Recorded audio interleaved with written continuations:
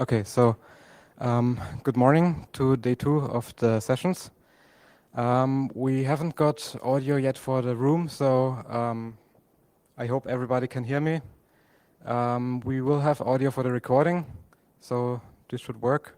And may I introduce Tony Trummer and Tushar, sorry, Tushar. Todalvi. Thank you. All right, I'll try to be as loud as possible. Just so, guten Morgen, everyone. Our presentation is on the topic of mobile SSL failures. We are really excited to be here in Vienna, and this is our first time ever presenting at DeepSec. So, thank you all for the opportunity.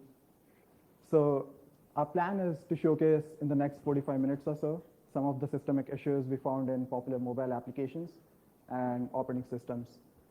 And also, we would be presenting a lesser known technique of achieving almost undetectable and persistent man-in-the-middle capabilities in certain iOS and Android devices applications. So a little bit about our background. I'm Tushar Dalvi. I have with me Tony Trummer. We both are security engineers at LinkedIn, and we are primarily responsible for penetration testing and vulnerability research at LinkedIn. But like most other security folks, we spend most of our time herding cats. Previously, I worked at McAfee as a penetration tester, and before that, I got my degree in security informatics from Johns Hopkins. Tony, on the other hand, is a serial dropout. He comes from a military and networking background and has almost 20 years of experience in IT.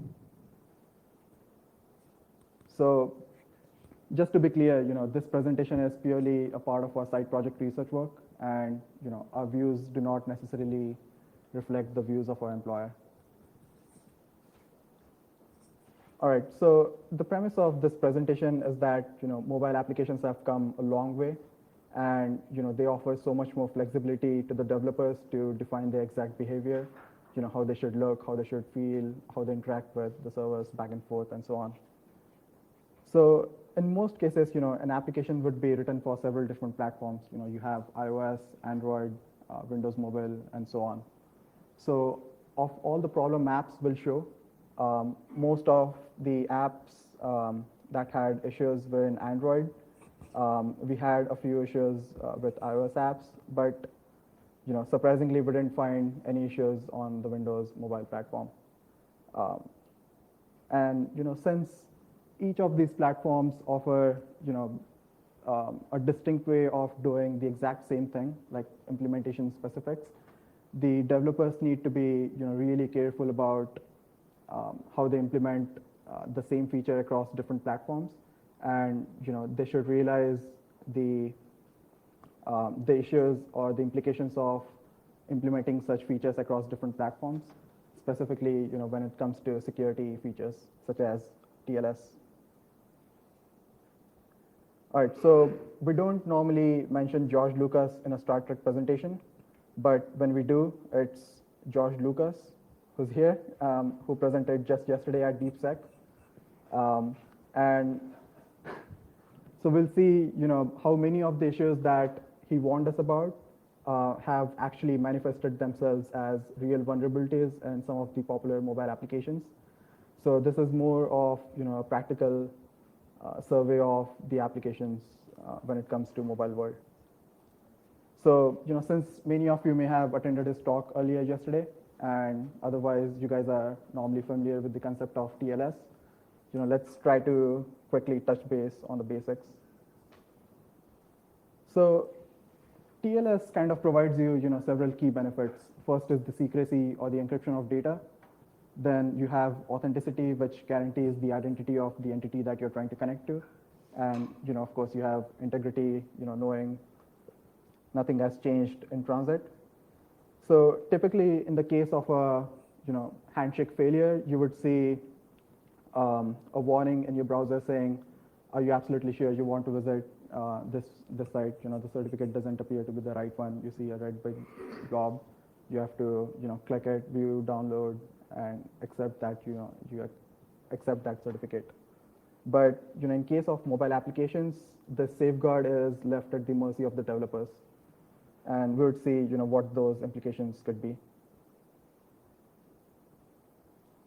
So if you think about it, TLS is right now the only real protection against man-in-the-middle attacks. And when it comes to man-in-the-middle attacks, these are significantly easier on mobile devices, and we have multiple reasons to believe so. So just think about this. Most of the users' cell phone data plans are still not unlimited, and the connection speed is significantly slower as compared to a traditional Wi-Fi network. So people would opt in to connect to a Wi-Fi network whenever they have a chance to, and they would try to stay connected as long as possible to save on bandwidth, of course. And turns out that cell phone providers actually kind of encourage this to save on bandwidth. And that is why, for example, if you're in the US, your cell phone, your iPhones would automatically connect to any set of SSIDs that's called ATT Wi-Fi. It could be a little different in Europe. And some previous research has also shown that even without you actively trying to connect to any Wi-Fi network, your devices would automatically connect to it if it's already pre-configured in your device or a set of previously known SSIDs.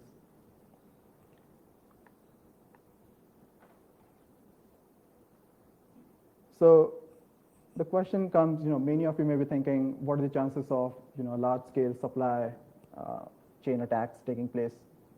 So well, there have been recent reports regarding pre-installed malwares and trojans on some of the low-end Android devices. And when it comes to man-in-the-middle attacks, Nokia was found to be performing the exact same thing in 2013, where they were actively intercepting and decrypting communications of their customer traffic. So they reportedly did this for performance standpoint. But just think about this for a moment, right? A leading device manufacturer had the capacity, and they were actually intercepting and decrypting mobile communications for their customers. And if you guys are aware of the Snoopy framework, it's actually a framework that's designed to listen for Wi-Fi probes from different devices and then try to imitate the SSIDs that they were looking for.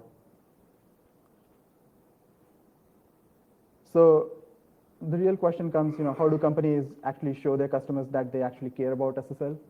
Well, it turns out, many put up these logos on their website, without actually considering what they're actually promising to their customers. And naive customers, on the other hand, have a reasonable expectation that their data is safe from eavesdropping just by looking at these logos. But however, we know that encryption is just a part of security, not the end of it. And we are not lawyers, but turns out if you use these logos or state that you use TLS for any of your communications in such a way or through any other disclaimers, it turns out to be legally binding, as we would see.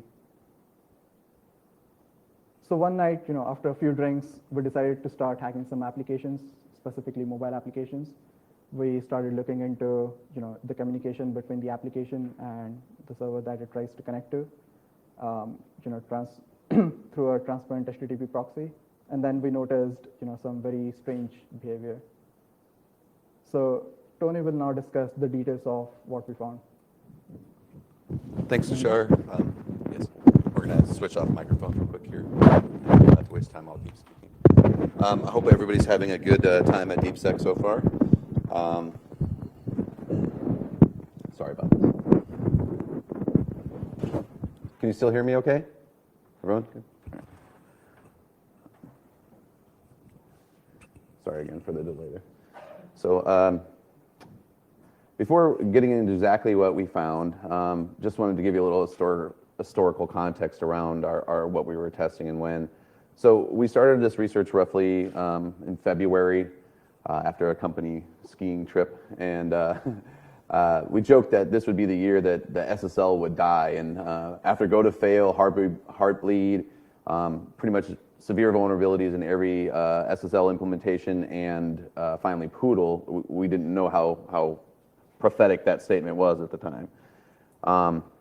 So moving on to what we found, as you may know, in order for TLS to validate the identity of the remote side of a conversation, right, it checks that the certificate it receives is cryptographically signed with the private key of a certificate authority whose public key corresponds with one of either the app's trust store or on the OS's trust store. Companies like VeriSign, DigiCert, GoDaddy, et cetera, are all generally included in the devices automatically, so that you don't have to install these certificates manually. For the average consumer, that's too much overhead, right? As a tester, however, when you're proxying mobile application traffic that's encrypted, you need to first install that proxy CA certificate onto the device. And normally we'd use Burp Suite, and in that case, it's the Portswigger CA certificate that you have to install onto a device. This then allows any certificate generated by that certificate authority to be trusted and assumed to be genuine. Obviously, this entire trust model would fall apart if you could just create your own CA and then generate a certificate for www.google.com and have a victim browser or app accept it blindly, right? So having established that, what we initially found is that we were still seeing plenty of SSL traffic into our proxies without having to install the root CA certificates first. This should not be the case, of course. So it turns out, obviously, the reason that we were seeing the SSL traffic still was that sometime during the development lifecycle of these applications, validation of certificate authorities was being disabled. This may have been due to developers simply just not understanding the APIs they were using, as George pointed out yesterday. I assume it's George, I'm not sure, yeah. It also could have been that they were simply disabling this so that they could do testing and just forgot to turn it back on. Because obviously they needed to proxy the traffic like we would need to validate their requests. So anyway, since you can actually install the certificates on a device or an emulator, we don't really feel like there's any real reason that you would need to actually disable it in code, and it's kind of underscoring the fact that just because you can do something in code doesn't mean you should. So everyone is clear at this point. What this basically means is that an individual attacker could have gone down to like a local coffee shop or any place with public Wi-Fi, joined a network, gained man in the middle position using DNS or ARP tricks, or alternatively gone anywhere else and just set up their own hotspot with a common SSID that might be pre-cached by your device, like the AT&T Wi-Fi that Tushar mentioned. Or even just set up their own femtocell, as Doug DePerry and some other people from ISEC had shown in a previous talk, and just waited for victims to connect. They would then be able to intercept and decrypt all of the SSL traffic for these apps because they would in fact be the ones who encrypted it in the first place. Obviously, on a larger scale, a government agency, ISP, someone with lawful intercept capabilities or something like that could have been higher up in the internet and be doing this at a much larger scale. And for some apps, you know, if it's a video game or something, that's obviously not something that they would be interested in, but there are apps that will show that would be of interest at that level. So after identifying the issue, we did some research on the topic, and it looks like we might have been looking at some of the same papers. That we found one called The Most Dangerous Code in the World, which if you haven't read it, it's a great read about all these types of failures. And I'd highly recommend that you do read it. And despite this prior work, we decided that we'd continue to look into this and see how common these flaws were. So these are some of the apps that we found. And since there are fake apps in many of the stores, specifically Android, and there are a concurrence of people who wouldn't respond to us or wouldn't at least validate that our findings were legitimate, we will avoid calling out some people by name only just to avoid any legal wranglings. But these are the icons of the apps that we found, some of the apps that we found. So you can see like large retailers in the United States, obviously Starbucks is probably universal, right? And they've had some historic problems with their apps as well. Southwest Airlines, and some of these are probably lesser known to some of you. There's Hootsuite, which is like a social media management company. They would volunteer to manage your Twitter and your Facebook accounts and stuff like that for your company, and some retailers here. What we tried to focus on was the top apps by download count, and anything that would result in interception of interesting passwords, session tokens, credit cards, or extremely sensitive PII. But if we don't say exactly what we were going to steal from any of these apps, then just assume that there was some significant problem, because we don't have time to dive into each one individually. So it turns out that about 10% of the top Android apps and only a handful of iOS apps we tested were vulnerable in a meaningful way without any sort of like warning displayed to the user at all. So some apps we didn't include simply because the impact wasn't apparently significant, or at least they gave a user a warning message, which isn't ideal, but at least it's something, right? And again, these are not necessarily the top apps themselves. It was just a taste. So unfortunately, like Tribbles in the Star Trek TV show, bad coding practices seem to propagate uncontrollably, right? As George mentioned, you can go all over the internet and find developers going, how do I disable certificate validation, right? Because they can't figure out how to do this. And I personally will champion and get in there and tell them, this is a horrible idea, you should never do this, you know, but they don't seem to accept my response. So while the apps written for the Windows Phone itself, as Tushar mentioned, seemed resilient in this area, the apps written by Microsoft themselves for other platforms didn't fare so well. And although they're a sponsor of DeepSec, unfortunately they fared more poorly as a company than any other single entity. Don't get me wrong, I'm not a Microsoft basher by trade, but we did find more apps of theirs than any other company. And so an interesting standout there is the Google Cloud messaging icon. So this library, as I understand it, is included in pretty much every Android app that wants to get push notifications, and also the Chrome extensions, they tell me. So you were actually able to intercept the registration request to the Google Cloud messaging service. But it's a two-part thing, so you register with the GCM server, I guess, and then you have to register with the app developer server as well. So it's not just by itself, not enough to, as I understand it. Yeah, nothing meaningful would come of it by itself, but if the app were also vulnerable, then you'd be able to send and intercept and modify push notifications to the devices. So, or the extension, the Chrome extension plugins. So Google also recommends not using GCM in their documentation for anything that's considered sensitive. So theoretically, there shouldn't be anything, but we know in practice that doesn't get heeded universally. So it would just depend on what they were doing with their GCM as to whether or not it would be important. And obviously there's social engineering attacks and things like that you could probably perform by being able to modify these. So taking a look at some of the other apps we found, obviously Amazon Kindle, you know, if you get someone's Amazon credentials, that's probably a bad thing. Capital One Spark Pay, so this is one of these credit card swiping apps, so you can imagine that would be bad if somebody were able to intercept and decrypt this. The TC is like a home security system through Honeywell, I believe is the company. And then there's two-factor authenticators. I believe is that Authy? Yeah. Some major electronics retailers, at least in the United States. I would say it's probably like the #3 bank in the United States, U.S. bank. Interestingly enough, some security one-time password type things, VPN clients, etc.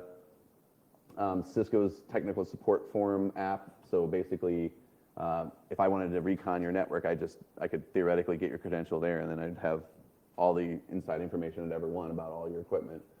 ADP, which is the largest payroll processor, I believe, in the world, but definitely in the United States. So all of your PII and all of your financial information that they would have. Some other things. The greenish plug there is actually an iTunes app for, I believe it's for downloading like movies or books or something like that. So that was one of the actual Apple developed apps that we found with this problem. This Yahoo screen is like a movie watching app. Obviously, the functionality of the app is kind of irrelevant. It's what are you passing, right? And in this case, you're passing your Yahoo username, password, and/or your session token that could be replayed. So unfortunately, that one's still not fixed as of 2 weeks ago. They said they kind of just dropped the ball on it.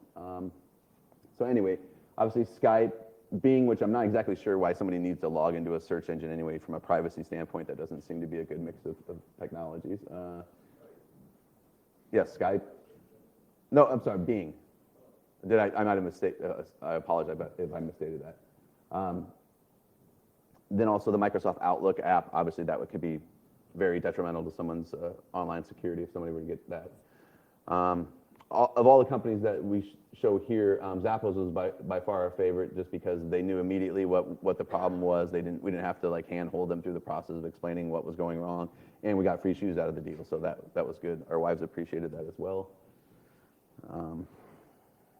So real quickly to kind of give you step by step on how to test for this if it's not apparent to you. And we will post this on a site called secbro.com if you don't want to write it down or can't for some reason right now. But essentially, to this, you simply just need to run Burp Suite. You don't really have to change anything. The default settings on the proxy listener will do this for you, right? You can simply set your device to proxy through Burp running on a computer. And if you're still seeing SSL traffic through there, as long as you haven't changed the default settings, and you haven't pre-trusted the certificate, the Portswigger CA certificate on the device, if you still see SSL traffic, the app has failed.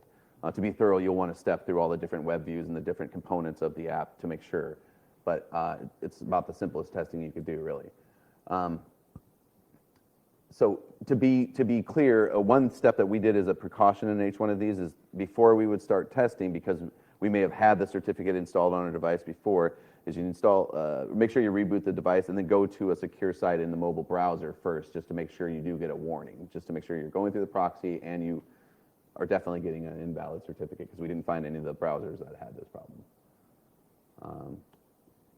So the second aspect is whether or not the common or subject alternative names match the DNS hostname that you've tried to contact. So it doesn't do any good if an attacker can basically just register their own malicious domain, or let's say you were trying to go to torproject.org, but you got a certificate for NSA.gov.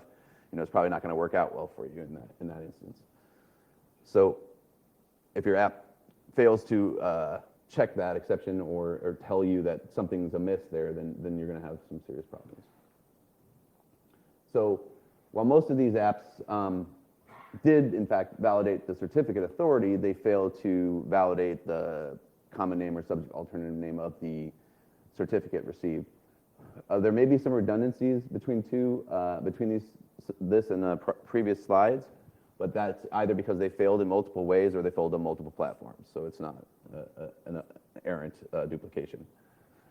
To be clear, to test for this, we went to startssl.com and used their CA to issue a certificate for secbro.com. And then we would proxy through by changing some proxy settings in Burp and offering this erroneous certificate. We used startssl.com because it was free, and their certificate authority is trusted out of the box by both Android and iOS. You can do this by actually modifying the proxy settings in Burp and installing the Portswigger CA as well, but we thought this was a cleaner approach and a lot more easy to explain to somebody.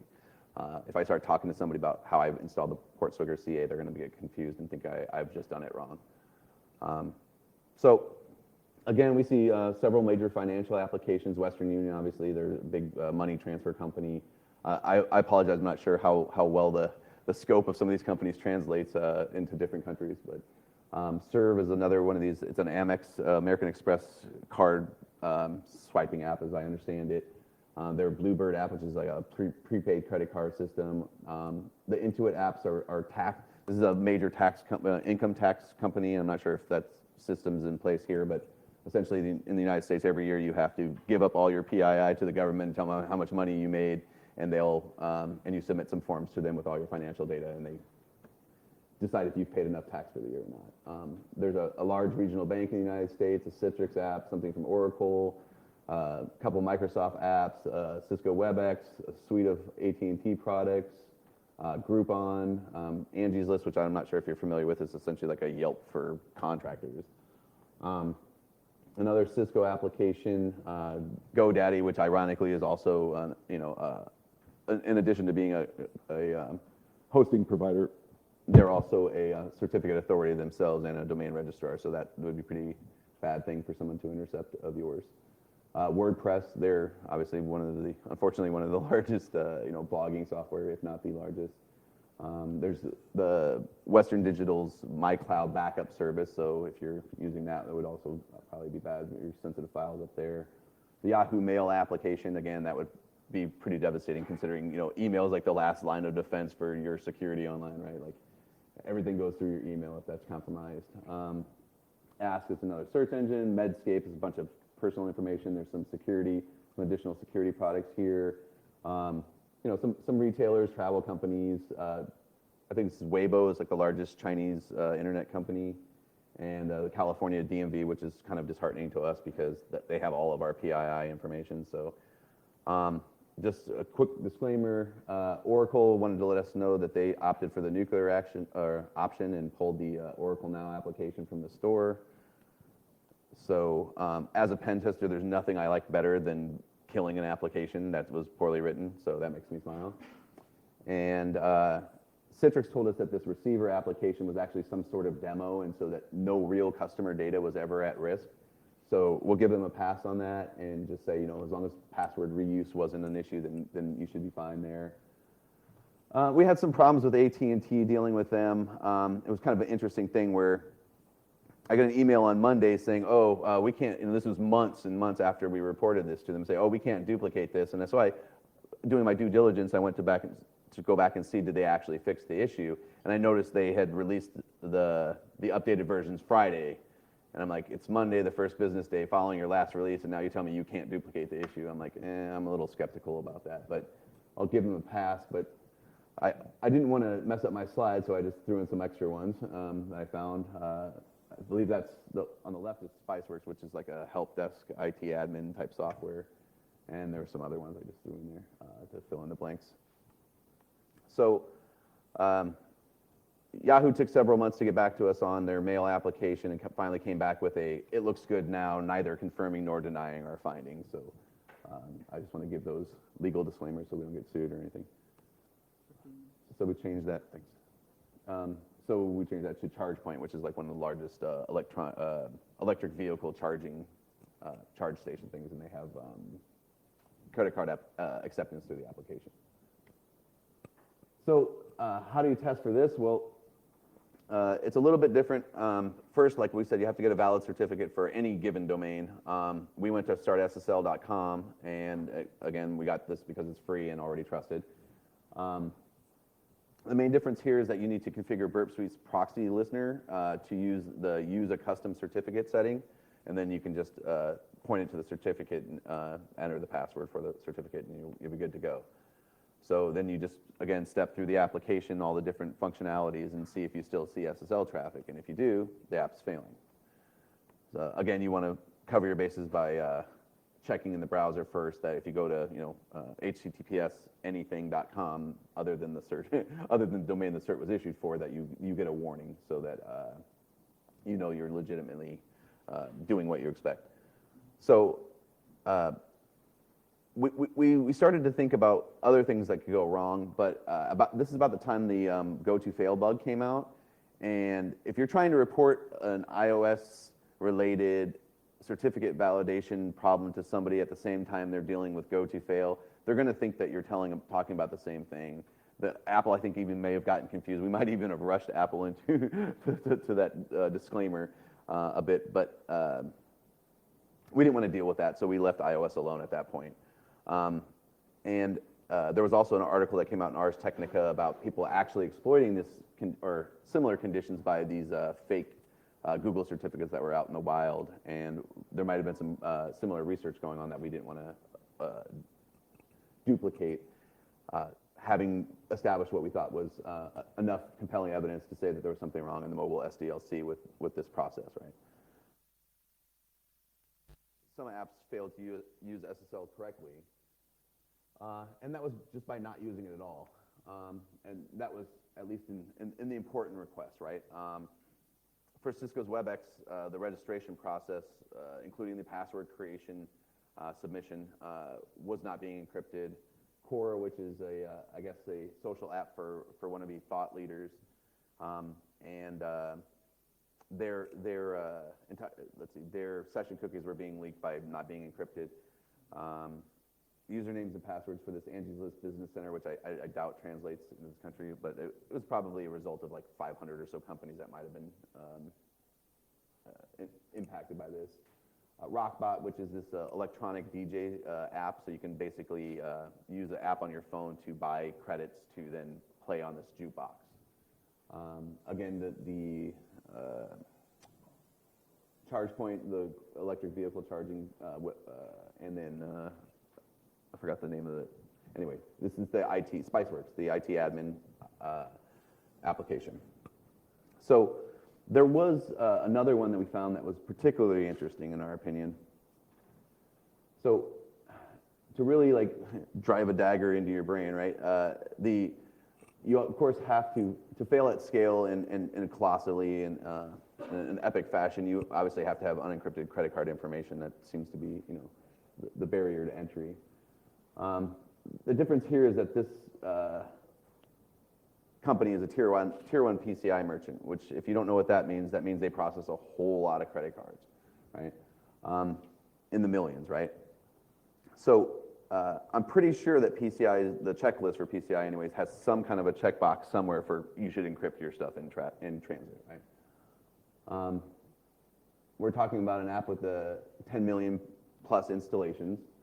So it's definitely in wide use. I don't know if this company is prevalent so much in Europe, but I believe they're actually their parent company anyways, is based out of Europe. So who forgot that HTTPS ends with an S? This Redbox. So this company, if you're not familiar with who they are, they're essentially a video rental kiosk, right? So if you go to any convenience store or grocery market in the United States, you're going to see one of these boxes, and they have DVDs that you can rent. You just go up there and you swipe your credit card, and for $1, they give you a movie for the night.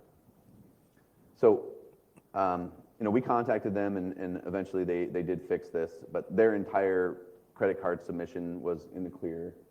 And I apologize for the blurry graphics here, but as you can see, it's a post to http://redbox.com/API/account/saved card, and then what's highlighted, although it's a bit illegible, is the full 16-digit PAN, but you could get everything from this application at that point. So that was a bit disappointing for us. Now, obviously, if you're running any of these applications, they should have been fixed, but I pointed out at least one example that wasn't. And if you have a pending update from a while back, you might want to make sure that you've done that. But we felt this should remind a lot of people that developing on a mobile application is not the same as developing a web application. Once these things ship, you generally can't fix it, right? You can't force your clients to update, and you'll have this long tail of late adopters who won't ever upgrade or will do it at a very, very glacial pace, right? So, 10 minutes? Thank you. Moving on, we did some research on this subject and found that there was actually a prior lawsuit from the Federal Trade Commission in the United States against Fandango and Credit Karma on this exact issue, where the failure to validate SSL certificates properly was cited as one of the main complaints. As a result of this, they were subject to, obviously, the public scrutiny of the PR nightmare that a company doesn't want to see from this. But they were forced to establish comprehensive security programs that one would hope that you would have in place already. So I'm not exactly sure what good that would have done, but they also were forced to undergo, I believe it's like every other year, every 3 years, they have to be outside audited for the next 20 years. And obviously, they were scolded for not breaking the... So as Tushar mentioned with the padlock icons, the reason we brought that up is because they were cited as sort of a contract between them and their customers that they were in fact using the latest, greatest encryption in all their traffic. And because they made those statements and failed to do that, they were basically in breach of contract for that with their customers. Now, obviously, anybody who knows how the FTC works, if you, the first offense might be a light slap on the wrist, but then it gets progressively worse, so that's another thing that they'll have to deal with going forward. is that any future infractions will result in a larger penalty to them. So we had one other thing that we found that was kind of sort of taking advantage of the trust on first use scenario. And it's kind of more for the tinfoil hat crowd, and because we see all these like local mobile attacks that are kind of like borderline on whether they're something you're going to actually accept as a vulnerability or not. But we found one that we thought was interesting enough to share. So many applications, in order to make the SSL handshaking overhead less expensive, they essentially check the certificate once, and then they just say, well, we trusted you the first time, we'll trust you forever, right?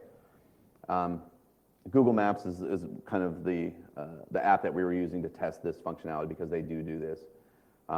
Essentially, there's a file or an identifier on the file system that gets cached, so that whenever it tries to make another connection, it knows that it's already been trusted, right? It doesn't have to revalidate the certificate. It can resume, essentially. So we thought to ourselves, of course, this would be bad if the bad guy was the first one to make the connection, right? So we thought, okay, well, how's a bad guy going to get your phone, right? You normally assume that that's never going to happen, but a lot of these scenarios describe things like going through customs or the TSA in the United States. You get detained by law enforcement, maybe you have a suspicious girlfriend or something. But then you also have to remember that the people you got your phone from, or maybe you have to give your phone to your company's IT department, or maybe you got it from them. And the people at the cell phone store obviously already had access to this, as well as numerous people in the supply chain. And as Tushar pointed out, Nokia actually did man in the middle a lot of their traffic, their customers' traffic back in 2013. Obviously, your hacker buddies might play jokes on you if you leave your phone unprotected while you're drinking too much or something. And we expect that the skeptical people might say, well, I double check everything on this, but it's really just like a single file that, unless if the app has secure backup and you don't have a rooted device, it's going to be difficult for you to even find this, to even be able to read it. Again, this is more problematic. This feature of session caching isn't unique to mobile, but it's more problematic perhaps because you do carry it around with you all the time. There's a lot more chances for it to be lost, and the PIN code is the barrier to entry there, and that is usually weak. I think it's like 40% of people don't even set them, which you can ask if they should even expect security at that point. There's smudge attacks, screen lock bypasses. Both are surprisingly effective. And if you're ever in a building with security cameras and you unlock your phone, well, whoever is behind that security camera, if they're overhead watching you, they've got your PIN code, right? So they're not nearly as strong or safe as we'd hope they would be. Biometrics aren't really the answer because most of the law enforcement or the governments probably have your guys' fingerprints anyways, right? So if that's who you're trying to protect against, if that's your threat actor, then you're going to have problems there. Sorry, I'm skipping through this. You might think, well, if I had physical access, I could just install a malicious app or access your data. That's true. However, installing apps requires, it takes a little bit more time than installing a certificate. And presumably your antivirus solution will find that, right? Your malicious app, you'll notice a malicious app being installed, the icons there or whatever. But a certificate can be installed and deleted in seconds. And you might ask why the fact that it's deleted would matter. Well, for both iOS and Android, you can delete the man-in-the-middle certificate as soon as the first connection is made. So there's virtually no way to know that it was ever there. In Android, you get this warning, network monitoring, a third party is capable of monitoring your network. But what we found was if you delete the certificate, that goes away. But if the session was cached, guess what? It's still there, right? It's still accepted. So I could open up any app that you wanted to, cache a session for it, and then I just leave it alone. And I can, as long as I can maintain man-in-the-middle position, I'll still be able to man-in-the-middle this application. So because session caching is generally decided by the server how long they want to accept these connections, when we verify that we could do it for at least 24 hours, we figure a bad guy would probably just choose to do it for as long as you'll allow it. Forever in the mobile space is probably roughly 2 years anyways, because that's about the turnover rate on mobile devices. And so, Say again? I actually looked into that and I couldn't find that. The recommendation is only like 5 minutes, right? But I couldn't find what the maximum was. So I tried 24 hours and I figured that was good enough to prove the point. Because I could have theoretically sat there for days and weeks waiting to see if I could still do this. But the point is that you would be able to silently do this for at least some period of time as long as you could maintain man in the middle position. There may be a protocol limitation that prevents it, right? From going on forever. I'm aware of that, but I don't know what it is. Do you know how long Google uses? Because this could be an issue with enabling passive interception when they actually started enabling diffie-Hellman that did this for forward secrecy, but this may make it harder. I would say I'm sorry, the fact that Google was, they had recently switched their SSL implementation to support diffie-Hellman exchanges, which avoided the whole after-the-fact certificate private key thing, enabling the forward secrecy. But if they have cached session keys, then that starts to make it a little easier. You only have to be a man in the middle once, and then for a while. so. Hopefully a small amount of time. There is I guess we're feedback here. There is the caveat that you must maintain man in the middle position too. So like if I'm at home and let's say I'm on your rogue access point and then I go away. If you can't keep me on your rogue access point, eventually I'm going to go to the real server, and the real server is going to say I don't have a session for this, and it's going to fail, right? You follow what I'm saying? Right, but if your adversary is a strong attacker like a state Yeah, or agency. the Snoopy framework. They got the drones now that'll fly around and just lay a footprint on top of you for as long as they want to, right? It's possible. With the actual implementation in the Google Maps application, which is the one we were testing against, the cache seemed to last for in the order of hours, like maybe a couple hours. Thank you. Yeah. I know this because it didn't work when I left my house and I had to go pick up my wife from the airport. I was like, what the hell is going on here? So quickly, how do you I guess I am pressed for time, so how do you avoid this, right? This standard rote process, mantra of review your code. You want to implement policies to prevent developers from doing this and train them on how to install certificates onto devices so they don't actually have to do this. Test for this in your mobile SDLC, et cetera, et cetera. That's generally what you would say, because this is as George pointed out, there's code you can specifically look for. We'll give some snippets at the end, but you can simply grep through there and look. There's not so many places that you'd even need to check, as long as you understand the process of how these APIs work. Look for trust managers, anything that says SSL socket, hostname verifiers. I'm skimming through this, but it'll give you a starting point. If you literally Google, Google's so aware of this that there's like a whole page on the Android site, the developer site, that literally goes through all of these ways that you can fail. So if you don't catch it here, you can always go there.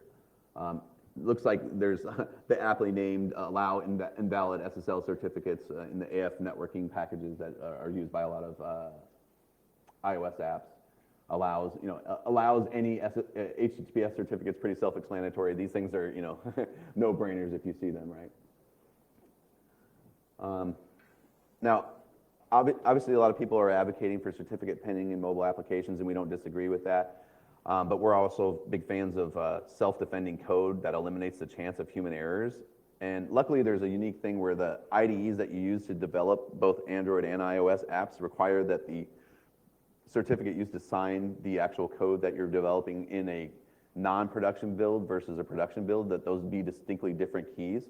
So we thought one way that you could protect yourself if for some reason you absolutely need this functionality to be able to disable certificates during testing is to build these trust managers or the trust stores based off of which key the app is actually signed with. So there's absolutely no way that the bad implementation, if it's implemented right once, there's no way that bad implementation would ever make it into production, into the consumer's hands. We thought it was kind of a novel way to take advantage of some things that were natively available to you. And it eliminates the human error aspect, right? So that's it. Sorry I had to rush at the end there, though. Testing instructions again are at secpro.com. Thanks again, and I hope you enjoyed the presentation.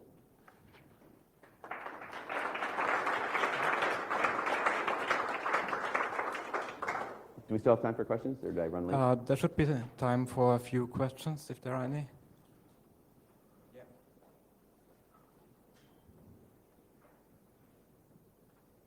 Well, just wanted to re-emphasize, I think you had it on the slide, but I didn't hear it. Certificate pinning Yes. would be a pretty good cure against such problems, right? Yes, it would be. Yes. So realistically, if your app developers are already on to using certificate pinning, they're probably not making these mistakes. They understand what the issue is. It's sort of like the problem of like mobile developers are generally old web developers who never operate at that level of the stack, right? That's just an annoyance to them, right? So that the fact that you allow them to monkey around with that layer of the stack is probably a bad idea from just a conceptual perspective. But yeah, certificate pinning, if you're doing it right? I mean, if you've pinned to a certain certificate, it doesn't matter if it's not the right signature, it's not the right signature, right? It's going to fail. So yeah. Certificate pinning specifically to a specific certificate actually tends to be problematic for people, and what do you do like if it expires and these sorts of things, and because you can't force the updates on the client, so some people just opt for pinning to that it's signed by a specific certificate authority instead. Any of those things though would help, right? I think fundamentally it's a good idea, yeah. Okay, other questions? Okay, so Thank you. thanks.